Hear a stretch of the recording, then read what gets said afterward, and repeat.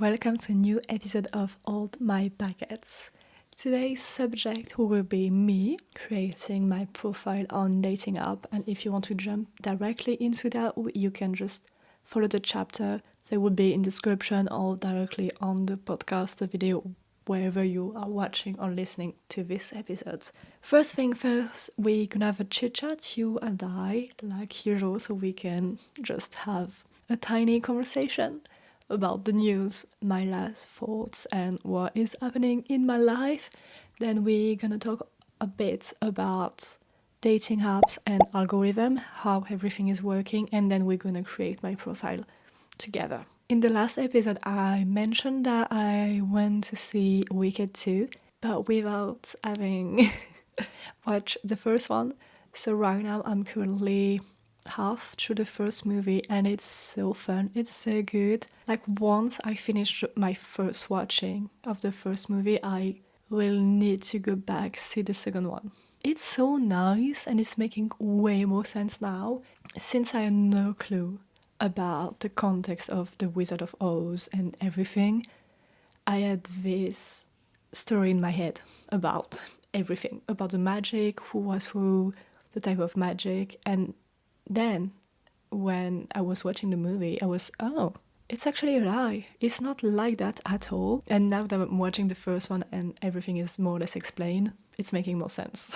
Another thing that was really fun this week was my roommate's birthday. So she just turned 26 like me. So I'm not the oldest one now.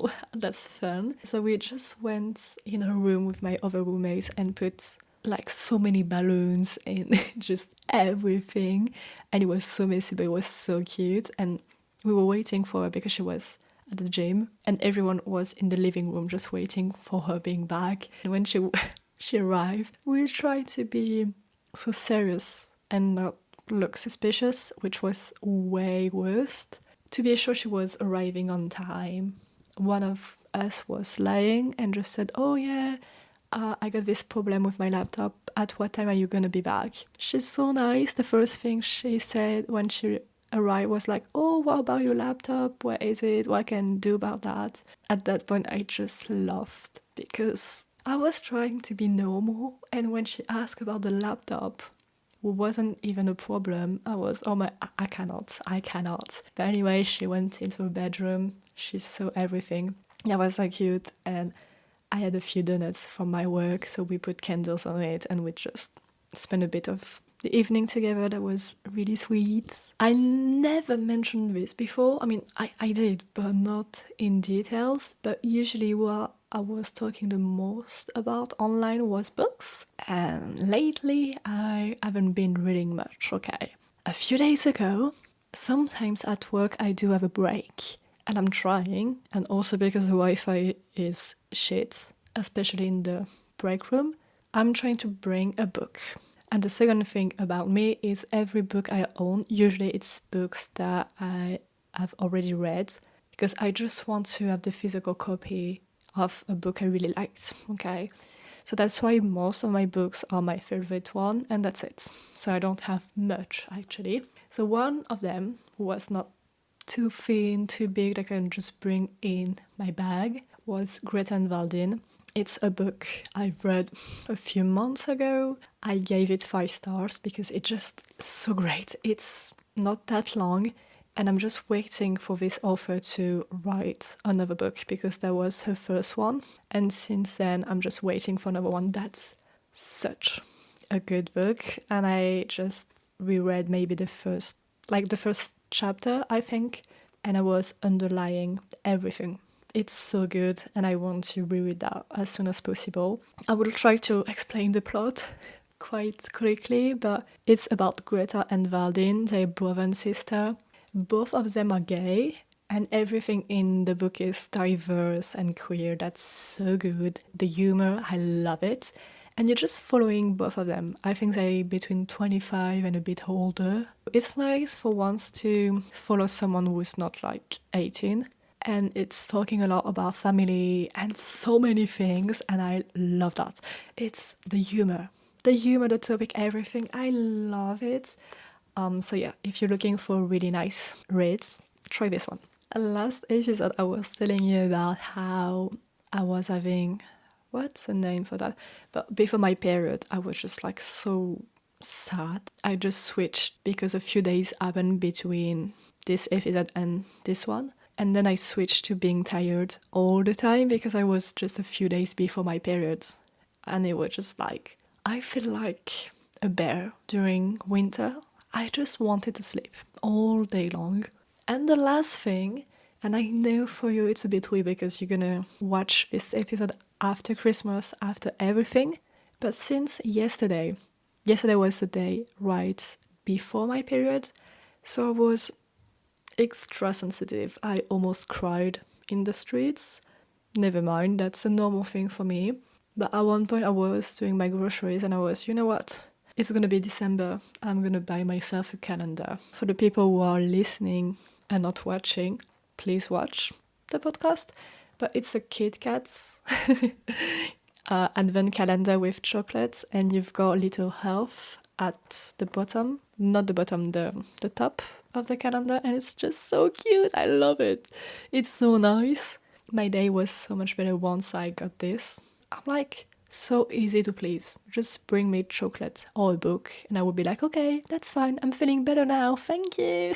That was it for the news. Now we're gonna talk about dating apps. And I feel like before getting to the point of algorithm and how everything is working, maybe I should put some context of me and what I know and how I used that before.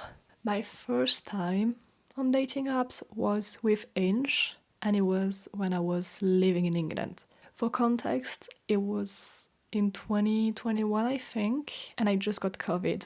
I just remember I was back from France right after Christmas holidays, and I was supposed to start my new semester at uni, and just a day before getting back to school, I had COVID. So I had to stay all alone in my bedroom for a few days, and at that time I was okay, so I can't see my friends. I'm gonna try to find people online, and then I just started using Inch. Using Inch in England was way more different than in France, also different from Berlin. In England, it's like the app is the same, it's gonna work the same in terms of amount of likes and match. I think it was more or less the same in England versus Paris.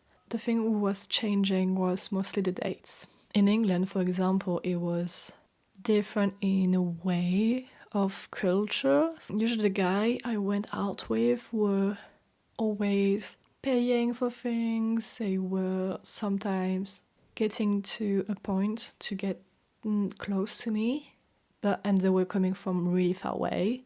These sort of things, like maybe a bit more old school. And in France, in Paris, it wasn't the case. Mostly no guy paid for anything during the date, and usually they were trying to find a place in between us. They were not like doing extra travel to see me. But other than that, it was the same way of using the app. So that was my main experience, and then I just used Inch in Paris for a few months. And then I arrived in Berlin, and I used Inch and Bumble for a very short period of time. And then it was so much different. From my experience, usually I had the most likes and just response on Inch compared to Bumble. And here in Berlin, it was actually the other way around. On Inch, it was empty. There was no one. And everyone else is using more Bumble than Inch, I think. Or at least it's more active. In my experience, you got more likes and just match and everything on Bumble. So I was quite surprised. And since then, I just deleted my profile and everything. So now, in this really nice podcast episode, I'm gonna create again a profile on Bumble with you.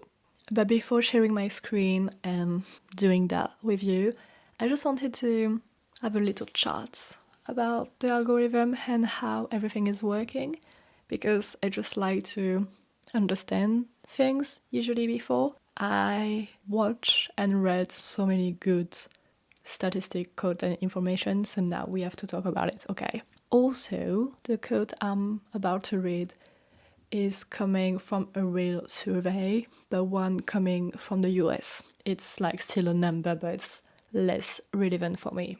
More than 1/3 of adults have used a dating site or mobile application, and it now ranks at the preferred method where people look to find dates. According to a recent Pew Research study, 20% of adults aged 18 to 29 years reported meeting their current partner online. However, individuals aged 43 to 58 have historically found the most success with online dating, with 72% stating that meeting on a dating app led to a romantic relationship. That's so crazy. That's fucking so crazy. 20% of people, like really young one, find a partner online.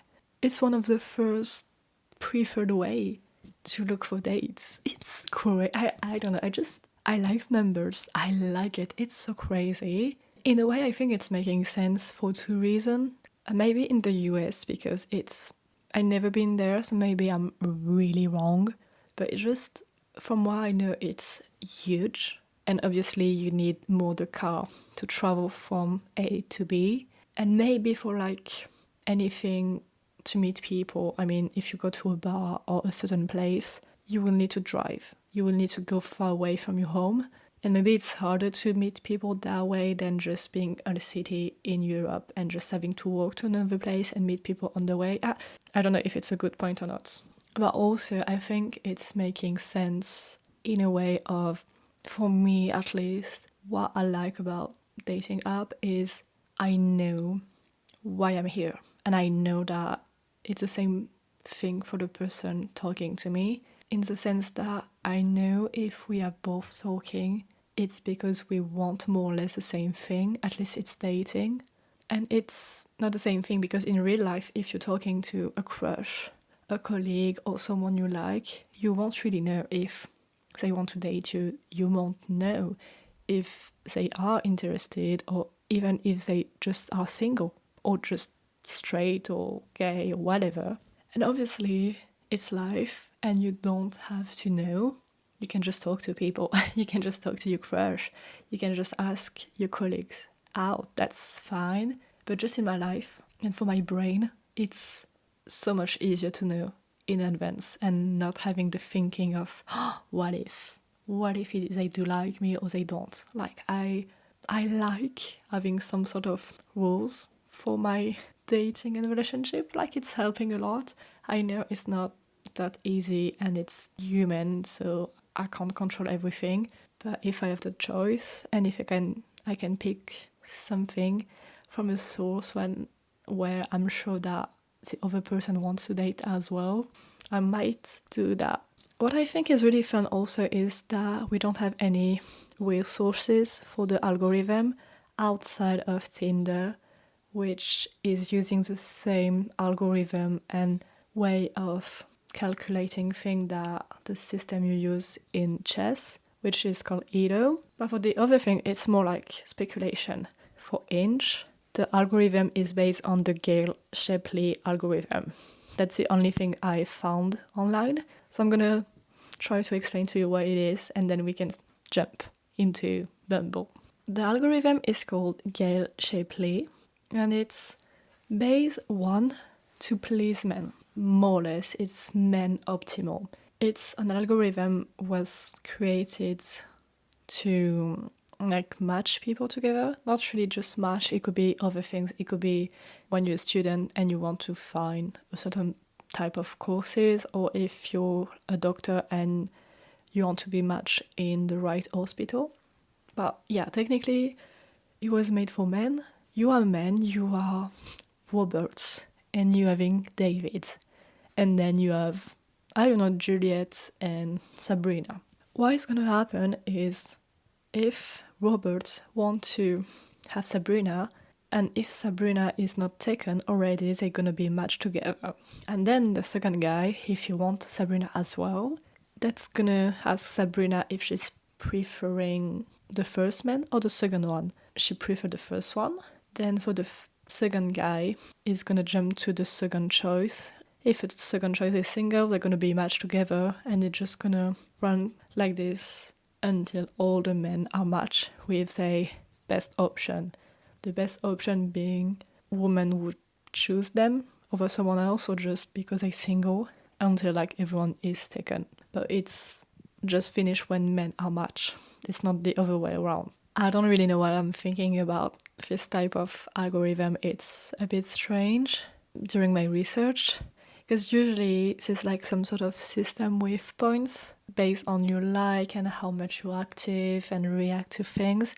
So you got some sort of points and score, also based on how attractive you are. So you get all this system putting you a label, being like, okay, maybe you're 1 out of 10, or maybe you're 10 out of 10. If you're a 10 out of 10, it might not be so great.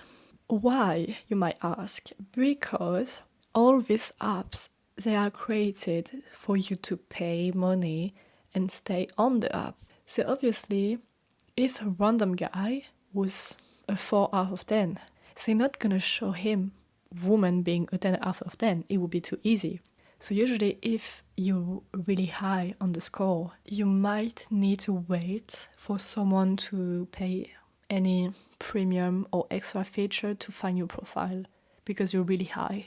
And same thing the other way around. If you want to see the 10 out of 10 of your attractiveness and the guy you found really attractive, it's not that they're not on the app, it's just that usually the algorithm is gonna hide this type of profile, so you will keep scrolling and scrolling and scrolling and feel a bit sad, so maybe you will want to pay to find more people. And that's how someone on Reddit tried a little experiment, which was to say yes to people she didn't really like physically, and she was saying no to the one she did like, to try to inverse that, so the algorithm would want to like show her profile she like really like, but she consider not attractive. I don't know if you get what I'm trying to say, but she just tried to switch everything to see what was happening. And the problem was, I mean, I'm pretty sure it might be working, but also from what I get from my research is the algorithm is a bit slow. So if you, I don't know, but if you're looking for people between 20 and 30 and you're changing that for way older or way younger, it's not going to change all your matches and your pool of match in a day. It will be updated day after day and sometimes after weeks. So I guess the experiment needed a bit more time to get results. So I've got my phone with me. I'm just gonna screen record everything so you will see. And of course, if you're listening to this podcast on Spotify or anything and you don't see the video, I will advise you to switch, because I'm just gonna share my screen so you can see what I'm doing and how I'm gonna create my profile. I mean, not how, you will probably know, but just how it's gonna look. So the first thing is my height. Funny thing about me is I'm not exactly sure how tall I am. It's over 170 centimeters. It might be, let's say, 176. Usually that's what I'm saying, but I'm not, as I said, I'm not sure. Choose 5 things you're really into. Oh my god. I don't really like this one, to be fair. What can I say? So there's like cats. I feel like if I'm putting cats, it's a bit weird. And you have the option to put coffee, but also I do like my coffee very much, but I don't think I'm that crazy about coffee. You know, I'm just gonna skip that. I don't like it. Tell us what you value in a person. Choose 3 that will make a connection that much stronger. What do I like about someone? That also something, I don't know if it's working with people or not, you know? Like if I'm putting, I don't know, I like clever man, would someone watch that and be like, oh, I'm so much clever, we will match together? I'm gonna say humor, because I need to laugh. I need someone who's funny, okay? I'm just making puns and jokes all day long. I need someone I can laugh with. That's not the first priority, but that is in the top 10 at least. Empathy, for sure. I would say confidence. Let's talk about your lifestyle and habits. Drinking. I rarely drink. Do I have kids? No. Don't want kids. Also the kids part. I'm like, I don't want to ask on the first date because it's just a big question, but I don't want to talk to someone and then after 10 days they're like, oh, I don't like kids. Okay, well, I don't like wasting my time. So, what makes you you? First prompt. Oh my god, okay. So we're getting to the part I need to think. I'm a real nerd about my simpler pleasure. I'm known for my real life superpower is. Okay, so on the bit of fun, there's like a fictional character I relate to is, and I really want to say Lorelai Gilmore. But usually people don't get that, especially men, like they don't know the show, which is a shame. But the point is getting to know me, so I might need to choose something else. My most random skill is, I feel like I do have one, but right now I can't remember which one is it. So the last note I wrote on my phone says, ooh, that might be a good one. Do you agree or disagree that? I think that's a good one. That's the thing, every time someone is asking a specific question, my brain just go without anything. I just don't know what to say. Okay, I'm just gonna go with this one because it's such part of my life. So I said, do you agree or disagree that peanut butter is top tier? I get out of a bad mood by... That's exactly what I said at the beginning of this episode. I kind of want to say out of buying chocolate, which, I'm gonna say that. Buying some chocolate and watching a movie? No, I don't like movies. I feel like the last one I should try something a bit more deep, so real talk maybe? Should I go with I'm a real nerd about? Because that's such a specific one. I was gonna say I'm a real nerd about Shakespeare, but I think it's not too niche, but I don't know if it's still true anymore. So I'm just gonna say editing video because that is something I've been doing for ages now. Okay, that's the time I need to choose my picture. I just forget everything.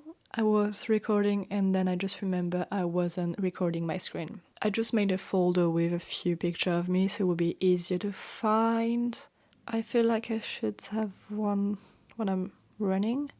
Oh no, I should have one of these because you can see me fully. I'm kind of cute. Okay, so first one, that's me having a matcha and seeing my friends, so that's cool. It's me at the U-Bahn station. Great. Me with makeup. Ooh, okay. Me DJing. That is me running. I think it's a good selection. I don't know. Let me know in the comment if it's actually good or not. I have no clue. Old and drag to reorder. I think that one could be here. What will your opening move be? What's that? You know what? There was this question saying, what have you been cooking lately? And since I'm vegan, I feel like having a prompt related to that is nice because I don't know why, but people get scared when they do know I'm vegan. What's one book you think everyone should read? That's also a nice way of knowing if someone is going to be a red flag or not. What TV show would you be a main character in? Oh, that's good. Ooh, I need a bio. For my bio, I decided to put, give me something to talk about on my podcast. Work. For work, I'm gonna say podcast because I was thinking about this, and technically I'm working more on my podcast than I'm working at my job, the other one. So that is the first picture of my profile. So it's my name, my age, my job, my bio, the main information about me, what I'm looking for, another picture. Do you agree or disagree? My language is another picture, a prompt, me DJing, another prompt, and 2 other pictures. It's pretty fine, I think. Anyway, that was me creating my profile. I hope you like it. I will maybe give you updates on how it's working and if it's working for me. We might see what is happening there and if I met anyone. It's pretty fun because you're gonna see this episode and it's gonna be at least 2 months for me. So I might have met 10 people, maybe one, or I don't know, maybe not. Let me know in the comment if you like this episode. Write something, or just you can share this episode with your friends or your family or whatever, your colleague, if you like it, or give it a 5 stars on Spotify or where you're listening to it. We'll be here next week, next Thursday, but I see you in a week.